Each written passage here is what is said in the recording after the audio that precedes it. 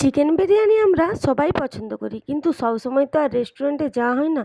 তাই রেস্টুরেন্টের মতন ঝরঝরে বিরিয়ানি কীভাবে বাড়িতেই বানিয়ে নিয়ে যায় তারই একটা ভিডিও আপনাদের সাথে আমি আজকে শেয়ার করছি। আর এই চিকেন বিরিয়ানি বানানোর জন্য প্রথমেই আমি রাইসটাকে ভালোভাবে ধুয়ে এরকম ভিজতে দিয়ে দেবো মিনিমাম 1 ঘন্টা। এখানে আমি রাইসটা নিয়ে নিয়েছি 750 গ্রাম। এখানে বাসমতি রাইস ইউজ করছি, আপনারা দেরাদুন রাইসেও বানাতে পারেন। এবার চিকেনটাকেও ভালো করে ধুয়ে পরিষ্কার করে নিয়েছি। আমি চিকেনটা এরকম ছোট ছোট টুকরো করে নিয়েছি, আপনারা আপনাদের প্রয়োজন মতন সাইজ দিয়ে দেবেন। এবার চিকেনের মধ্যে দিয়ে দেবো পরিমাণ মতো নুন, আর দিয়ে দেবো 1/2 টিস্পুন হলুদ গুঁড়ো, আর আদা রসুনের পেস্ট 1 চামচ দিয়ে এটা আমি ভালো করে মাখিয়ে ম্যারিনেট করতে দিয়ে দেবো 1 ঘন্টা। এটা ভালোভাবে মাখিয়ে নিতে হবে যাতে মশলাটা ভালোভাবে মাংসের গায়ে লেগে যায়। এরপর এটা আমার মাখানো হয়ে গেছে, এরপর ঢাকা দিয়ে রেখে দেবো 1 ঘন্টা। এবার এখানে আমি 3টে বড় সাইজের আলু নিয়ে নিয়েছি, আর আলুগুলো আমি এরকম টুকরো টুকরো করে কেটে নিয়েছি। আপনারা এর থেকে বড় সাইজও করতে পারেন। আমি যেহেতু চিকেনের সাইজটা ছোট, তাই আলুগুলোও এরকম ছোট করেছি। এবার এর মধ্যে পরিমাণ মতো নুন আর জাফরান কালার দিয়ে এটা আমি মাখিয়ে রেখে দেবো। আপনারা এখানে কালারের পরিবর্তে হলুদও ইউজ করতে পারেন। এবারে একটা কড়াই বসিয়ে তার মধ্যে আমি দিয়ে দেবো পরিমাণ মতো তেল। এখানে আমি তেল 100 গ্রাম ইউজ করছি। যেহেতু এটা আমি প্রথমে বেরেস্তা বানিয়ে নেব, তাই তেলটা আমার এখানে একটু বেশিই লাগবে। এবার দিয়ে দেবো পেঁয়াজ কুচি। পেঁয়াজগুলো আমি একটু লাল লাল করে ভেজে নেব। এদিকে পেঁয়াজটা হতে হতে আমি ভাতের জন্য এখানে জলটা গরম করতে বসিয়ে দেব।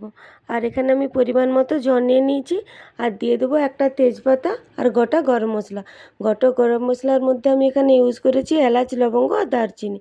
আর দিয়ে দেবো 4 টিস্পুন নুন, দিয়ে এটা আমি গরম হতে দিয়ে দেবো। এটা আমার গরম হয়ে গেছে আর জলটা ফুটে উঠেছে। এরপর এর মধ্যে আমি যে চালটা ভিজিয়ে রেখেছিলাম 1 ঘন্টা, চালটা দিয়ে দেবো। এখানে ভাতটা রেডি হতে হতে আমার এদিকে দেখুন পেঁয়াজটা ভাজা হয়ে গেছে। এরপর আমি এটা নামিয়ে নেব।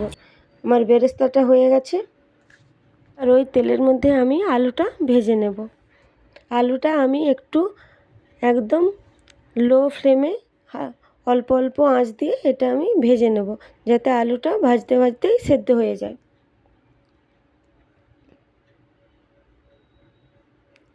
যেহেতু আমি এখানে কালার ইউজ করেছি, তাই এখানে কালারটা একটু ভালোই এসেছে। আলুটা আমার ভাজা হতে হতে দেখুন এখানে আমার ভাতটা হয়ে গেছে। এরপরে এই ভাতটার আমি ফ্যানটা ঝরিয়ে নেব। দেখুন ভাতটা আমি 70% কুক করে নিয়েছি।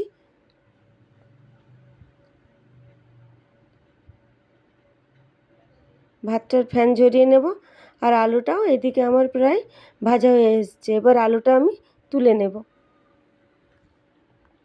এখানে আমি আর কিছুটা তেল অ্যাড করেছি। এবার এর মধ্যে আমি চিকেনের টুকরোগুলো দিয়ে চিকেনটা আগে প্রথমে ভেজে নেব। বিরিয়ানিতে চিকেনটা একটু প্রথমে ভেজে নিলে তাতে বিরিয়ানির টেস্টটা একটু সব ভালো হয়। যেহেতু আমার আদা রসুন আর নুন দিয়ে এটা ম্যারিনেট করা ছিল, তাই আমি এখানে কিছুই আর ইউজ করব না। এবার একটা ঢাকনা দিয়ে চাপা দিয়ে দেব। দেখুন চিকেন থেকে জল ছেড়ে আসছে। আমি চিকেনটা আরেকটু নেড়ে চেড়ে নিয়ে আবারও এটা চাপা দিয়ে দেব 10 মিনিট।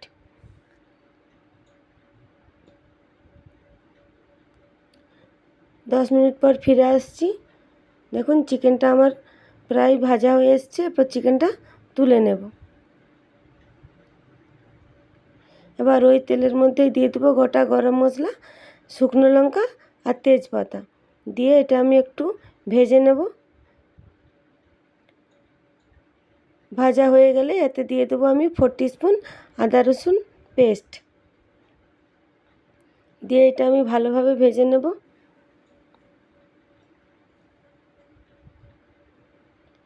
এবার দিয়ে দেবো একটা বড় সাইজের টমেটোটাও দিয়ে আমি একটু ভেজে নেব।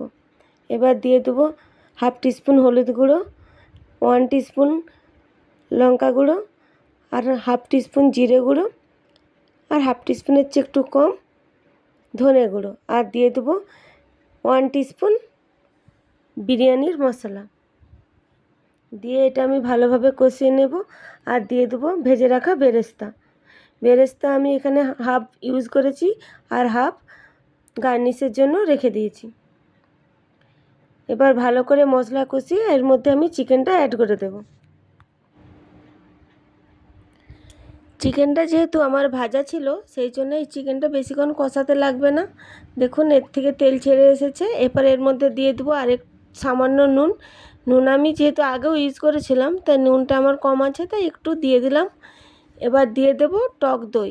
টক দইটা আমি আগে থেকেই ফেটিয়ে রেখেছিলাম। এখানে টক দই আমি 100 গ্রাম ইউজ করছি। টক দইটা দিলে চিকেনটা নরম হয়। আর আপনারা টক দই দিয়ে প্রথমেই ম্যারিনেট করে রাখতে পারেন, কিন্তু যেহেতু আমি চিকেনটা ভেজে রান্না করব তাই প্রথমে না দিয়ে লাস্টে দিলাম। আরও 2 মিনিট মতো কষিয়ে নিয়েছি।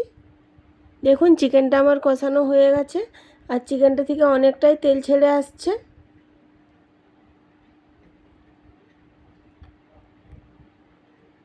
এবার চিকেনটা নামিয়ে নেব। এখন আমি একটা বড় সাইজের ডেকচি নিয়ে নিয়েছি আর ডেকচির নিচে আমি টমেটোগুলো এরকম স্লাইস করে কেটে বসিয়ে দিয়েছি যাতে না নিচে লেগে যায়। এবার প্রথমে দিয়ে দিতে হবে ভাত। ভাতটা দিয়ে আমি এর মধ্যে দিয়ে দেবো ভেজে রাখা আলুগুলো দিয়ে আমি এখানে বেরেস্তা দিয়ে দেব আর দিয়ে দেবো ধনেপাতা কুচি আর পুদিনা পাতা। পুদিনা পাতাগুলোকেও আমি কুচি করে কেটে নিয়েছি।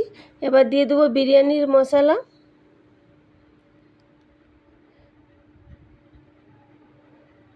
বিরিয়ানির মশলা দিয়ে এবার আমি দিয়ে দেবো চিকেনটা।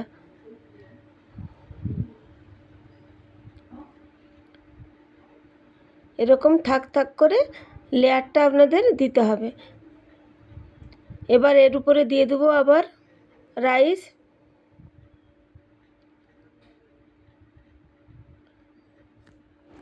সেম প্রসেসে আমি আবারও লেয়ার তৈরি করে নেব। আবার রাইসের পর দেব আবার আলু।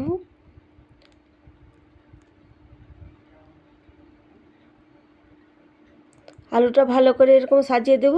আবার দিয়ে দেব বেরেস্তা, ধনেপাতা কুচি, পুদিনা পাতা কুচি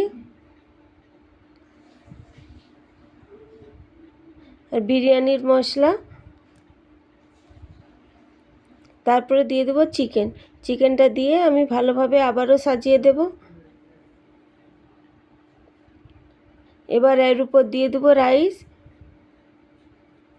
রাইসটা দিয়ে আমি এখানে দিয়ে দেবো বেরেস্তা, সামান্য বেরেস্তা আর ধনেপাতা পুদিনা পাতা কুচি। এবার দিয়ে দেবো জাফরান কালার। এটা আমি দুধেতে গুলিয়ে রেখেছিলাম, এটা আমি কেশরি কালার নিয়েছি, নিয়ে দিয়ে দেবো। আর দিয়ে দেবো ঘিটা আমি এখানে 50 ml ইউজ করেছি। আর দিয়ে দেবো গোলাপ জল আর দিয়ে দেবো কেওড়া জল। গোলাপ জল আর কেওড়া জল আপনারা এখানে কম ইউজ করবেন। আমি আমার বিরিয়ানির প্রয়োজন অনুযায়ী ইউজ করেছি। এবার ঢাকা দিয়ে রেখে দেবো আর আমি আটা দিয়ে এরকম সিল করে দেব। করে এটা আমি গ্যাসে বসিয়ে দেব 40 মিনিট। আর এটা আমি প্রথমে হাই হিটে দেবো 5 মিনিট, তারপরে লো আঁচে দেবো 35 মিনিট। ফিরে আসছি 40 মিনিট পর।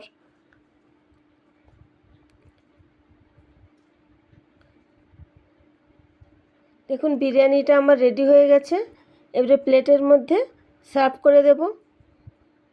দেখুন কেমন ঝরঝরে বিরিয়ানি হয়েছে। আপনারা দেখেই নিশ্চয়ই বুঝতে পারছেন বিরিয়ানিটা কতটা পারফেক্ট হয়েছে। রেসিপিটি যদি আপনাদের ভালো লেগে থাকে তাহলে অবশ্যই একটা লাইক, কমেন্ট ও শেয়ার করে দিবেন। আর যারা আমার চ্যানেলে নতুন আছেন তারা চ্যানেলটি সাবস্ক্রাইব করে দেবেন।